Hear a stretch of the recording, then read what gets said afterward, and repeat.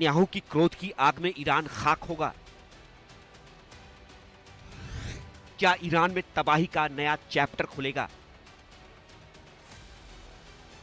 क्या ईरान पर अब परमाणु हमला होगा? ये सवाल तब सुलगने लगे जब इजराइल और ईरान के बीच छिड़ी जंग में महातबाही की स्क्रिप्ट लिखी जाने लगी। विनाश की तस्वीरें सामने आने लगी। बारूद की बरसात से दुनिया थर्राने लगी। ईरान के एटमी सेंटर पर हमले से बौखलाए खामेनेई ने इजराइल पर सबसे बड़ा हमला किया। 150 मिसाइलों का मुंह इजराइल की ओर खोल दिया। ईरान के इन मिसाइलों ने इजराइल में बड़ी तबाही मचाई। 6 मिसाइलें इजराइल के तेल अवीव में गिरी, जिसमें 3 लोगों की मौत हो गई, जबकि 90 लोग घायल हो गए। तेल अवीव में कई इमारतें तबाह हो गईं।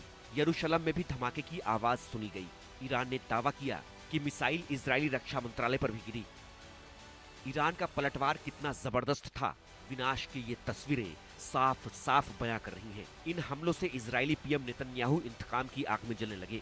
ईरान में महाविनाश की स्क्रिप्ट तैयार करने लगे। ईरान के एटमी ठिकानों पर हमले के बाद खामनेई की गर्दन मरोड़ने का प्लान बनाने लगे। नेतन्याहू ने तय कर लिया कि आर पार की जंग लड़ेंगे, खामेनेई को नहीं बख्शेंगे। ईरान के मिसाइल हमले का जवाब बारूद की बरसात कर लेंगे, ईरान को तबाह कर देंगे, जिसका ट्रेलर भी दिख गया।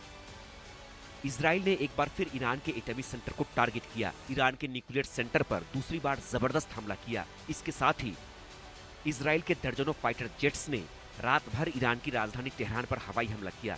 इस दौरान ईरानी एयर डिफेंस इंफ्रास्ट्रक्चर को भी निशाना बनाया गया। ईरान के इस्फहान शहर पर मिसाइल अटैक किया। इजराइल के ताजा हमले में ईरान के 60 लोग मारे गए, 350 से ज्यादा लोग घायल हुए।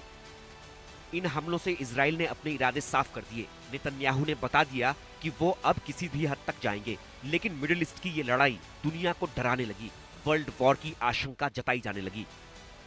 थर्ड वर्ल्ड वॉर की आशंका इसलिए क्योंकि इजराइल ईरान तनाव के बीच दुनिया 2 धड़ों में बटी नजर आ रही है। इजराइल के साथ अमेरिका, ब्रिटेन और जर्मनी जैसे देश खड़े हैं, जबकि रूस, चीन और नॉर्थ कोरिया जैसे देश खुलकर ईरान के साथ खड़े हैं। संयुक्त राष्ट्र में चीन के डिप्लोमेट फू कांग ने ईरान पर इजरायली हमले की निंदा की और उससे मिलिट्री एक्शन रोकने की मांग की। लेकिन नेतन्याहू के रुख से साफ है कि वो रुकने वाले नहीं हैं, थमने वाले नहीं हैं। वो ईरान पर हमला तेज करेंगे। ऐसे में सवाल है कि क्या मिडिल ईस्ट की लड़ाई वर्ल्ड वॉर की वजह बनेगी? क्या दुनिया फिर परमाणु तबाही देखेगी? क्या इजराइल ईरान जंग की आग में पूरी दुनिया जलेगी?